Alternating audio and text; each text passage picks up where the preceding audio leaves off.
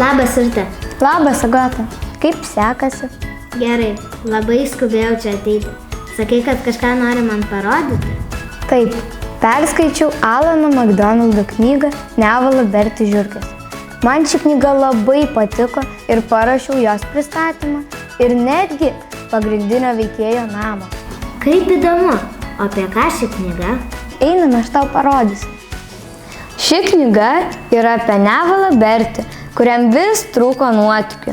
Jis turėjo tėvus, sesę ir labai mėgo krėsti pokštus. Taip pat šioje knygoje buvo 3 skyriai, apie kuriuos aš tau norėsiu dabar papasakoti. Pirmame skyriuje rašoma, kai Bertis savo namuose surado žiurkę ir prašė tėvų ją pasilikti. Jinai buvo jam tokia miela. Antrame skyriuje rašoma, kad Bertis lažinosi su visažiniu, kas bėgimo gamtoje varžybų metu pirmas kirs finišo liniją, bet niekas iš jų taip nepadarė. Jie įkliuvo į kažkokį keistą nuotykį. Oho, kaip įdomu. O trečias skyrius yra apie Berčio šunį Smirdžių ir kaip jis turėjo laikytis dietos. Nors jam tai nelabai gerai sekėsi. Jis suvalgė svečiams paruoštą pyragą. Jie tada buvo labai pikti. Mačiau, tavo dėžutę atsidaro. Ar galiu pažiūrėti?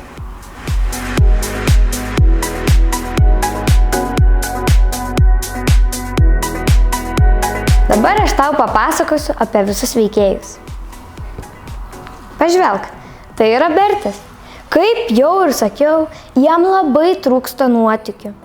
Jis visur lenda, kur jam nereikia, tiesiog, kad jam turbūt nuobodu. Oi. O štai čia yra Siuzė. Jinai visada erzindavo Bertį. Jinai lįsdavo ten, kur jai nereikia. Žiūrėdavo jo daiktus, kada Bertis būdavo su draugu, irgi prie jų lįsdavo. O čia yra pats baisiausias žmogus Berčiui. Tai yra jo mokytoja, panelė Bataitė. Jinai yra labai pikta. Nenorėčiau tokios mokytojas. Aš irgi. O čia yra Berčio ir Siuzės tėvai. Jie yra mandagus, kultūringi ir labai rūpinasi savo vaikais.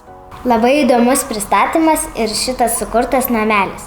Ir aš norėčiau šitą knygą perskaityti. Žiūrėk, šita knyga yra bibliotekoje. Jeigu nori, gali imti ją paskaityti. Ačiū. O ne, mes vėluojam į pamoką. Bėgam.